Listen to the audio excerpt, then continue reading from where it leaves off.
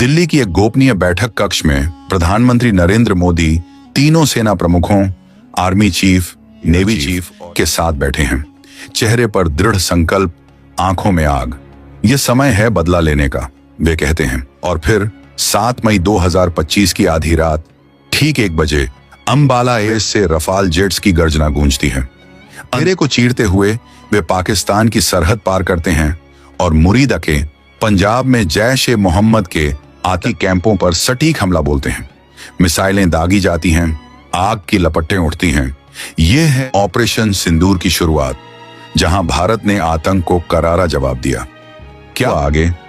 देखते रहिए।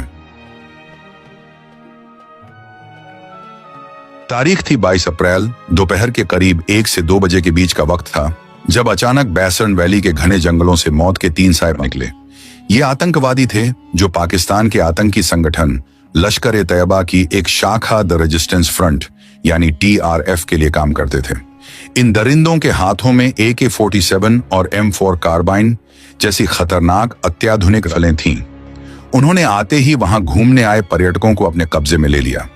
उसके बाद उन्होंने स्टार्ट किया वह घिनौना खेल जिसने मानवता को शर्मसार कर दिया। उन्होंने सभी पर्यटकों से उसका धर्म पूछा और जो हिंदू थे उन्हें वहीं पर मारा गया। जिसने भी अपने माथे पर टीका लगा रखा था या जिसने भी अपने कलाई में कवा बांध रखा था, उसे वहीं शूट कर दिया। कुछ लोगों ने अपनी जान बचाने के लिए झूठ बोलना चाहा, पर उन दरिंदों ने उन्हें कलमा सुनाने को कहा और सभी जेंट्स के पैंट उतार भी चेक किया। जो भी हिंदू पाए जाते उन्हें शूट कर दिया गया। कुल मिलाकर 26 बेगुनाह लोगों को मौत के घाट उतार दिया गया था, जिनमें से 25 पर्यटक थे और एक हमारा बहादुर भाई आदिल था। इस हमले ने पूरे भारत को झकझोर कर रख दिया था। यह हमला सिर्फ उन 26 लोगों पर नहीं था, बल्कि यह हमला भारत की आत्मा पर था। यह 2019 के बाद से कश्मीर में नागरिकों पर हुआ सबसे बड़ा हमला था। प्रधानमंत्री नरेंद्र मोदी उस वक्त सऊदी अरब के दौरे पर थे, लेकिन जैसे ही उन्हें इस कायराना हरकत की खबर मिली, उन्होंने एक पल भी नहीं सोचा और तुरंत अपना दौरा बीच में ही छोड़ दिया। वो सीधे भारत वापस लौट आए। दिल्ली आते ही रायसीना हिल्स पर हलचल तेज हो गई। एक हाई लेवल मीटिंग बुलाई गई। यह cabinet committee on security CCS की बैठक थी। इस मीटिंग में राष्ट्रीय सुरक्षा सलाहकार अजीत डोभाल, सेना प्रमुख जनरल उपेंद्र द्विवेदी, गृह मंत्री और देश के तमाम बड़े सुरक्षा अधिकारी मौजूद थे। कमरे में सन्नाटा तो था, लेकिन वो सन्नाटा तूफान से पहले का था। सबकी आंखों में सिर्फ एक ही सवाल था कि आखिर कब तक हम अपने बेगुनाहों की लाशें उठाते रहेंगे? कब तक हम शांति का पाठ पढ़ते रहेंगे, जबकि सामने वाला सिर्फ खून की भाषा समझता है? उधर पाकिस्तान में बैठे आतंकी संगठन TRF ने बेशर्मी की सारी हदें पार करते हुए इस हमले की जिम्मेदारी ले ली। उन्होंने सोशल मीडिया पर पोस्ट डालकर यह कबूल किया कि यह हमला उन्होंने किया है। उनका कहना था यह हमला कश्मीर में गैर कश्मीरी लोगों को बसाने के विरोध में किया गया है। यह देखकर हर भारतीय का खून खौल उठा था। पाकिस्तान की सरकार हमेशा की तरह झूठ बोल रही थी कि उनका इसमें कोई हाथ नहीं है, लेकिन भारत के पास पक्के सबूत थे। हमारी इंटेलिजेंस एजेंसी रॉ और IB ने उन कॉल्स को इंटरसेप्ट कर लिया था जो हमले के वक्त और उसके बाद उन आतंकवादियों ने पाकिस्तान में बैठे अपने आकाओं को किए थे। यह साफ हो गया था कि इस हमले की साजिश पाकिस्तान के मुजफ्फराबाद और बहावलपुर में रची गई थी और इसके पीछे लश्कर-ए-तैयबा का सरगना हाफिज सईद और उसका डिप्टी सैफुल्लाह खालिद कसूरी का दिमाग था। पहलगाम में बहे खून के कतरे अभी सूखे भी नहीं थे कि दिल्ली में रणनीतिक हलचल तेज हो गई थी। भारत सरकार ने सबसे पहले कूटनीतिक स्तर पर पाकिस्तान को जवाब देना शुरू किया। भारत ने सिंधु जल समझौता यानी इंडस वाटर्स ट्रीटी को सस्पेंड करने का ऐतिहासिक फैसला लिया। ये एक बहुत बड़ा और कठोर कदम था, क्योंकि पाकिस्तान की कृषि और प्यास इसी समझौते पर टिकी थी। भारत ने साफ संदेश दे दिया कि खून और पानी एक साथ नहीं बह सकते। 1960 में हुई इस संधि को रोकना पाकिस्तान की अर्थव्यवस्था की रीढ़ पर वार करने जैसा था। पाकिस्तान में हड़कंप मच गया। वहां के नेताओं को समझ नहीं आ रहा था कि अब क्या करें। पाकिस्तान ने धमकी दी कि वो अंतर्राष्ट्रीय कोर्ट में जाएगा, लेकिन भारत अब सुनने के मूड में नहीं था। लेकिन यह तो सिर्फ शुरुआत थी, असली खेल तो अभी बाकी था। भारतीय सेना को खुली छूट दे दी गई थी। सेना प्रमुख जनरल उपेंद्र द्विवेदी ने अपने कमांडरों के साथ मिलकर एक ऐसा प्लान बनाया जो न सिर्फ पाकिस्तान को दर्द देगा बल्कि उसकी रूह कंपा देगा।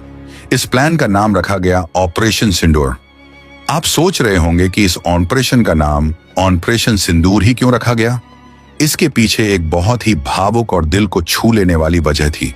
पहलगाम हमले में जिन महिलाओं ने अपने पतियों को खोया था, जैसे शुभम द्विवेदी की पत्नी या लेफ्टिनेंट विनय नरवाल की पत्नी, उनका सुहाग उजड़ गया था, उनका सिंदूर मिट गया था। यह ऑपरेशन उन्हीं सुहागों का बदला लेने के लिए था। यह ऑपरेशन उन आंसुओं का हिसाब मांगने के लिए था जो उन विधवाओं की आंखों से बहे थे। प्रधानमंत्री मोदी गुजरात के कच्छ दौरे पर गए थे तो वहां की महिलाओं ने उन्हें सिंदूर का पौधा भेंट किया था और यहीं से इस नाम की प्रेरणा मिली। इस नाम में ही इतनी आग थी कि हर सैनिक के दिल में ज्वाला धधक रही थी। सेना ने अपनी तैयारी शुरू कर दी। ऑपरेशन सिंदूर को अंजाम देने के लिए बहुत ही गोपनीय तरीके से काम किया गया। दक्षिण भारत के तंजावुर एयरबेस पर तैनात 222 स्क्वाड्रन, जिसे टाइगर शार्क्स के नाम से जाना जाता है, उसे एक्टिवेट किया गया। यह squadron Sukhoi 30 MKI fighter jets उड़ाता था, लेकिन ये आम सुखोई नहीं थे। इन्हें खास तौर पर ब्रह्मोस मिसाइल ले जाने के लिए मॉडिफाई किया गया था। ब्रह्मोस दुनिया की सबसे खतरनाक सुपरसोनिक क्रूज मिसाइल है, जिसकी रफ्तार आवाज से 3 गुना ज्यादा है और जिससे बचना किसी भी एयर डिफेंस सिस्टम के लिए लगभग नामुमकिन है। पाकिस्तान को लगा था कि अगर हमला होगा तो उत्तर भारत के एयरबेस से होगा, जैसे अंबाला या हलवारा से। उनकी नजरें वहीं टिकी थीं, लेकिन भारत ने अपनी चाल बदल दी थी। इस बार हमला वहां से होना था जहां से दुश्मन सोच भी नहीं सकता था, और वो भी उन हथियारों से जिनकी काट दुश्मन के पास थी ही नहीं। मई का महीना शुरू चुका था। सरहद पर तनाव इतना ज्यादा था कि एक चिंगारी भी युद्ध भड़का सकती थी। पाकिस्तान ने अपनी फौज को बॉर्डर पर लगा दिया था। उनके रडार 24 घंटे आसमान को घूर रहे थे, लेकिन भारतीय सेना की खामोशी उन्हें और भी ज्यादा डरा रही थी। कहते हैं ना कि शेर शिकार करने वाला होता है तो वो एकदम शांत हो जाता है। ठीक वैसा ही हाल भारतीय सेना का था। 7 मई की तारीख नजदीक आ रही थी। खुफिया जानकारी के मुताबिक पाकिस्तान के बहावलपुर और मुरीदके में आतंकी ट्रेनिंग कैंप्स में हलचल बढ़ गई थी। उन्हें लग रहा था कि अब इतना वक्त बीत गया है तो भारत हमला नहीं करेगा। यही उनकी सबसे बड़ी भूल थी। 7 मई की रात का अंधेरा गहरा होता जा रहा था। घड़ी की सुइयां धीरे धीरे आगे बढ़ रही थी। भारत के अलग अलग एयरबेसों पर एक अजीब सी हलचल थी, लेकिन सब कुछ बहुत ही शांत और अनुशासित था। पायलट अपने जी सूट्स पहनकर तैयार थे। तकनीशियन आखिरी बार जेट्स की जांच कर रहे थे। तंजावुर से सुखोई 30 MKI ने उड़ान भरी। इसके साथ ही ग्वालियर और अंबाला से मिराज 2000 और राफेल जैसे घातक विमान भी आसमान में गरजने के लिए तैयार थे। यह कोई आम रात नहीं थी, यह न्याय की रात थी। ऑपरेशन सिंदूर का मकसद साफ था, आतंकवाद के उन 9 ठिकानों को नेस्तनाबूद करना जहां से भारत के खिलाफ जहर घोला जाता था। रात के ठीक 1:45 हो रहे थे जब भारतीय वायुसेना के विमानों ने अपनी पोजीशन ली। इस बार हमने लाइन ऑफ कंट्रोल ही नहीं बल्कि इंटरनेशनल बॉर्डर को भी पार करने की रणनीति बनाई थी, लेकिन ब्रह्मोस जैसी स्टैंड ऑफ मिसाइलों की वजह से हमें दुश्मन के बहुत अंदर जाने की भी जरूरत नहीं थी। हम अपनी सीमा के करीब रहकर भी उनके दिल में खंजर उतार सकते थे। जैसे ही भारतीय विमान रडार पर पाकिस्तान के एयर डिफेंस सिस्टम के सायरन बजने लगे, लेकिन जब तक वो कुछ समझ पाते तब तक बहुत देर हो चुकी थी। सुखोई विमानों से ब्रह्मोस मिसाइलें फायर की गईं। इन मिसाइलों ने पलक झपकते ही अपना सफर तय किया और सीधे अपने निशाने पर जा लगीं। बहावलपुर में स्थित सुभान अल्लाह मस्जिद, जो असल में जैश मोहम्मद का हेडक्वार्टर था और जहां सुसाइड बॉम्बर्स को तैयार किया जाता था, एक ही झटके में मलबे के ढेर में तब्दील हो गया। वहां सो रहे दर्जनों आतंकवादी और उनके ट्रेनर्स अपनी ही आग में जलकर खाक हो गए। मुरीदके में लश्कर ए तैयबा के मरकज पर भी आसमान से मौत बरसी। वहां मौजूद कम्युनिकेशन सेंटर और हथियारों का जखीरा पूरी तरह तबाह हो गया। यह इतना सटीक था कि आसपास की सिविल आबादी को कम से कम नुकसान हुआ, लेकिन आतंकी ठिकाने पूरी तरह मिट गए। पाकिस्तान की सेना को संभलने का मौका ही नहीं मिला। वो समझ ही नहीं पाए कि हमला कहां से हुआ और कैसे हुआ।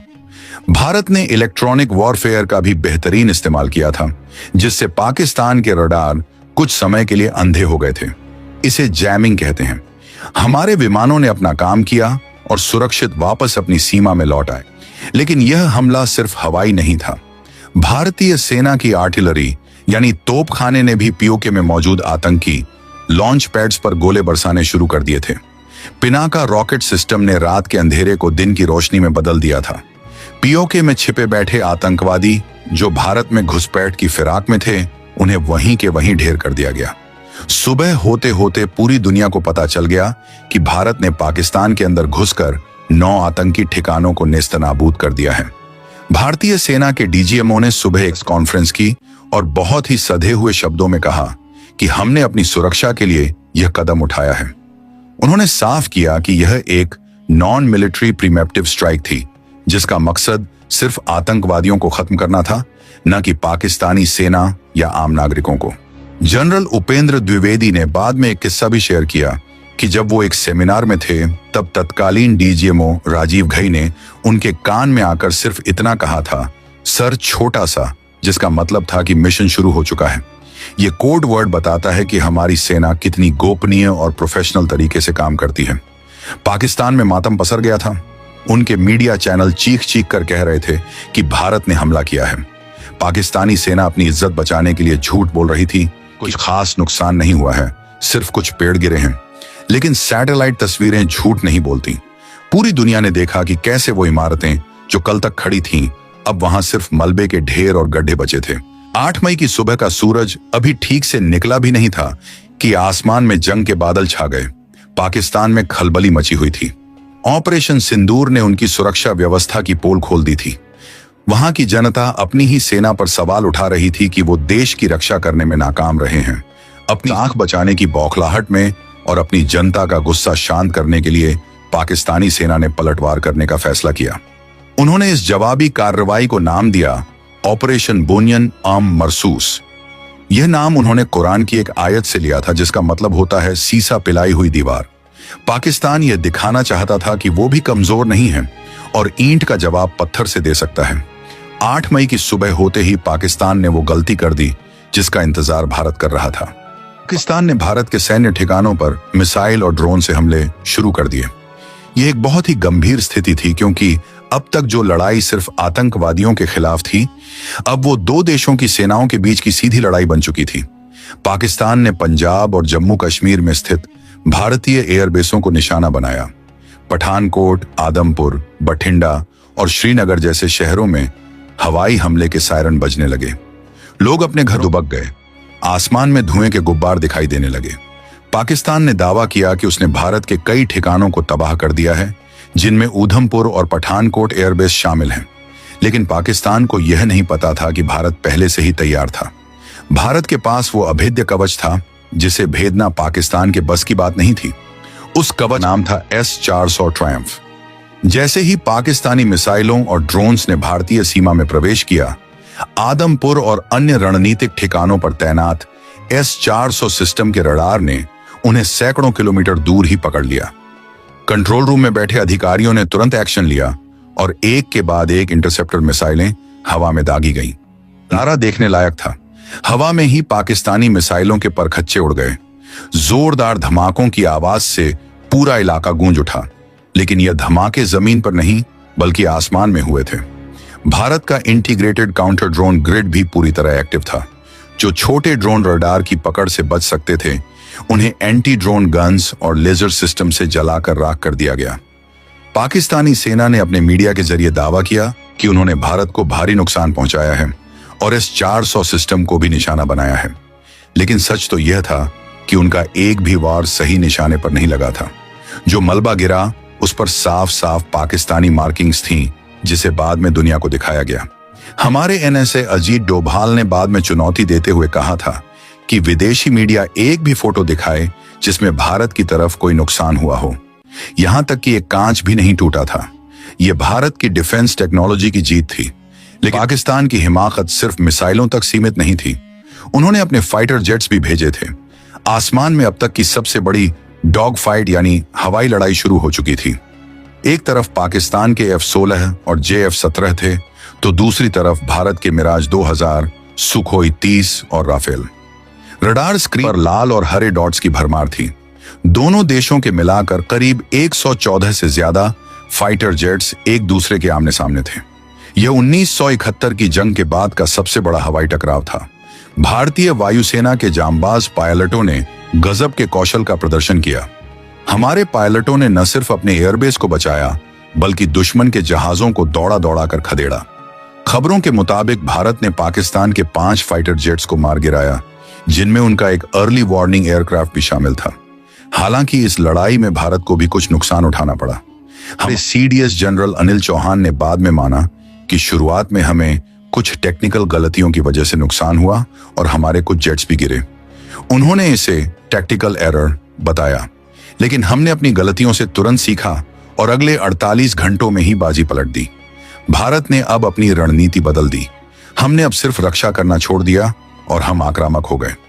भारतीय वायुसेना ने पाकिस्तान के उन एयर डिफेंस सिस्टम्स को निशाना बनाया जो हमारे विमानों के लिए खतरा बन रहे थे।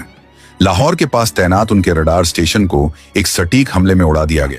यह लड़ाई अब बहुत ही खतरनाक मोड़ पर आ चुकी थी। दोनों देश परमाणु शक्ति संपन्न थे और पूरी दुनिया की सांसें थमी हुई थीं कि कहीं यह जंग न्यूक्लियर वॉर में न बदल जाए। अमेरिका, चीन और रूस जैसे बड़े देश लगातार दोनों तरफ संपर्क साधने की कोशिश कर रहे थे, लेकिन भारत का रुख स्पष्ट था। जब तक पाकिस्तान आतंकवाद को पूरी तरह बंद नहीं करता, हम नहीं रुकेंगे। भारत ने इस ऑपरेशन में एक नया सिद्धांत आया था, जिसे equal intensity in the same domain कहा गया। मतलब अगर पाकिस्तान ने हमारे मिलिट्री ठिकानों पर हमला किया, तो हम भी उनके मिलिट्री ठिकानों को ही निशाना बनाएंगे। हमने संयम और ताकत का एक बेहतरीन संतुलन दिखाया। 10 मई तक आते आते पाकिस्तान की कमर टूट चुकी थी। उनके गोला बारूद खत्म हो रहे थे। उनकी अर्थव्यवस्था जो पहले से ही आईसीयू में थी, अब वेंटिलेटर पर आ गई थी। पाकिस्तान के अंदर ही विद्रोह जैसी स्थिति बन रही थी। आखिरकार पाकिस्तान के सेना प्रमुख को समझ आ गया कि वो यह लड़ाई नहीं जीत सकते। 10 मई 2025 की शाम को एक ऐतिहासिक घटना घटी। पाकिस्तान के डीजीएमओ ने भारतीय डीजीएमओ से लाइन पर संपर्क किया। उनकी आवाज में वो अकड़ नहीं थी जो कुछ दिन पहले थी। उन्होंने सीज फायर यानी युद्ध विराम की अपील की। भारत ने अपनी शर्तों पर इसे स्वीकार किया, क्योंकि हमारा मकसद युद्ध करना नहीं, बल्कि आतंकवाद को खत्म करना था। शाम के 5 बजे से बंदूकें खामोश हो गईं। ऑपरेशन सिंदूर अपने मकसद में कामयाब हो चुका था। हमने पाकिस्तान के आतंकी ठिकानों को तबाह कर दिया था और उनकी वायुसेना को करारी शिकस्त दी थी। लेकिन रुकिए, अगर आपको लगता है कि कहानी यहां खत्म हो गई, तो आप गलत हैं। ऑपरेशन सिंदूर ने पाकिस्तान को सबक सिखाया था, लेकिन पहलगाम हमले के गुनहगार वो 3 आतंकवादी सुलेमान शाह, हमजा अफगानी और जिब्रान अभी भी जिंदा थे। वो कश्मीर के घने जंगलों में कहीं छुपे हुए थे। उन्हें लग रहा था कि ऑपरेशन सिंदूर के बाद मामला ठंडा पड़ गया है और अब वो बच निकले हैं। उन्हें नहीं पता था कि भारत सरकार और सेना ने उनके लिए एक अलग ही प्लान बना रखा था। उस प्लान का नाम था ऑपरेशन महादेव, जिसके बारे में हम अगली वीडियो में जानेंगे। और हाँ, अगर आपको जानना हो कि उस दिन पहलगाम में क्या क्या हुआ था, तो आप ऊपर आई बटन को क्लिक करके देख सकते हैं। तो दोस्तों, कैसी लगी आपको ये रोंगटे खड़े कर देने वाली कहानी? अगर इस वीडियो ने आपके अंदर भारतीय को जगाया है, तो इसे लाइक जरूर करें और अपने दोस्तों और परिवार के साथ शेयर करें, ताकि हर भारतीय को ऑपरेशन सिंदूर और हमारे जांबाजों की वीरता के बारे में पता चले। कमेंट में जय हिंद या भारत माता की जय लिखना ना भूलें। और हाँ, अगर आपने अभी तक हमारे चैनल को सब्सक्राइब नहीं किया है, तो अभी करें और बेल आइकन दबाएं, ताकि ऐसी ही पावरफुल स्टोरीज आप कभी मिस न करें। हम फिर मिलेंगे एक और अनसुनी कहानी के साथ। तब तक के लिए जय हिंद, जय भारत।